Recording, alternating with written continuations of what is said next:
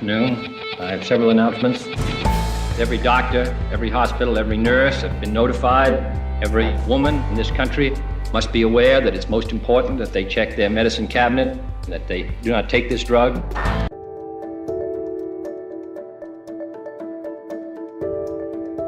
The widespread birth defects caused by the thalidomide tragedy made it clear to the international medical community that better drug safety protocols were essential.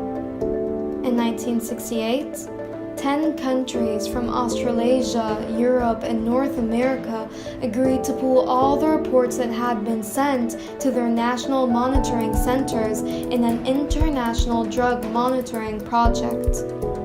This project evolved 10 years later to what is now known as the UMC, or the Uppsala Monitoring Center.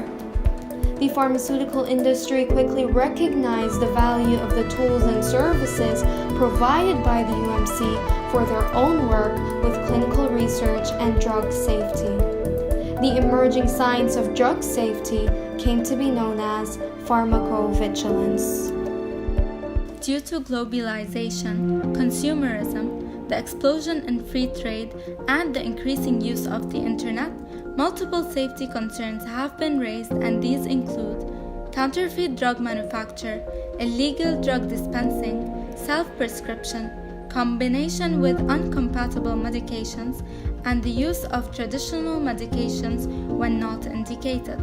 These safety concerns have reiterated some key aims of pharmacovigilance, which are to improve public health and patient safety, to properly assess drug risk versus benefit, and finally, to promote education and training in clinical pharmacovigilance and its effective communication to the public.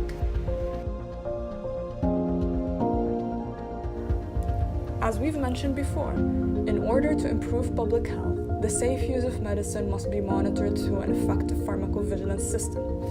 Globally, there are two parallel reporting systems. The first one is the medical literature, where many journals publish case reports of patients with possible ADRs.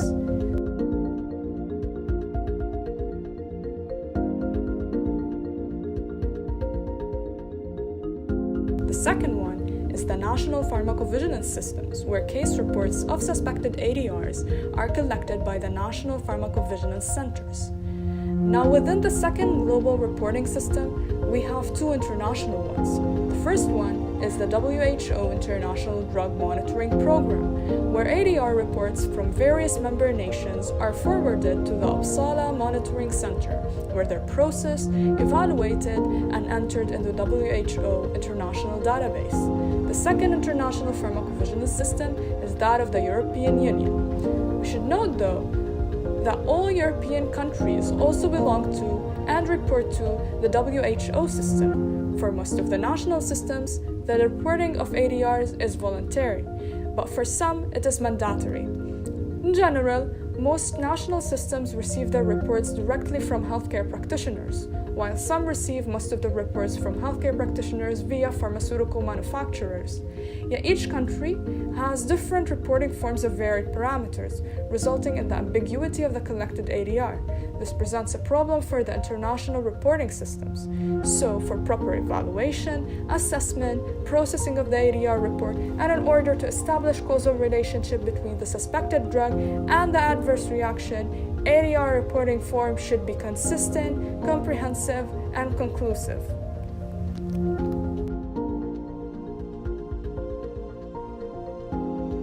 We report to detect a signal. What is a signal? A signal is essentially a hypothesis of a risk with a medicine with data and arguments that support it, derived from data from one or more of many possible sources. When a report reaches a national center, a physician or a pharmacist normally reads it. A judgment is made about whether the information provided is sufficient or if more information is needed. The medical officer assesses the probability of a causal relationship between the adverse drug event and the report. Sometimes the terms signal and alert are used interchangeably. Others use alert to be the warning that is sent out concerning a signal. Thus, they are used in the opposite senses by different authorities. The result of a causality assessment of a medicine adverse effect in individual case reports may be described as 1. Certain, 2. Probable likely, 3. Possible, 4. Unlikely, 5. Conditional or unclassified, 6. Unaccessible or unclassified. So certain is a clinical event, including laboratory test abnormality, occurring in a plausible time relationship to drug administration, and which cannot be explained by concurrent disease or other drugs or chemicals. The response to withdrawal of the drug should be clinically plausible. The event must be definitive pharmacologically or phenomenologically using a satisfactory re-challenge procedure if necessary.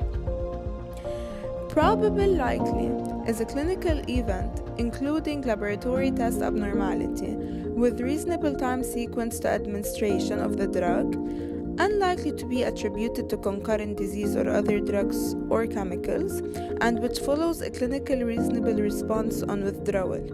Re-challenge information is not required to fulfill this definition.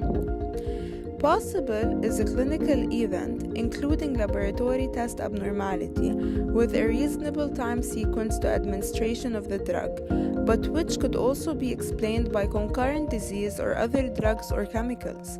Information on drug withdrawal may be lacking or unclear.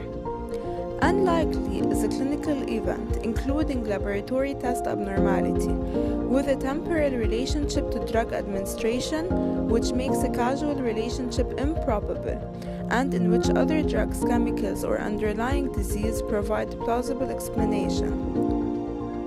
In conclusion, in order to motivate physicians to act and reward their efforts, some form of feedback from the National Center is arranged. 1.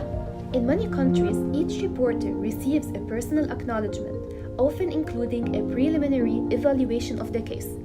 2. Adverse reaction bulletins are produced regularly in many countries and then distributed to the medical profession. 3. Sometimes the information is included in a local medical journal or a drug information bulletin. This is perhaps the central point at which effective communications are essential for the success of pharmacovigilance.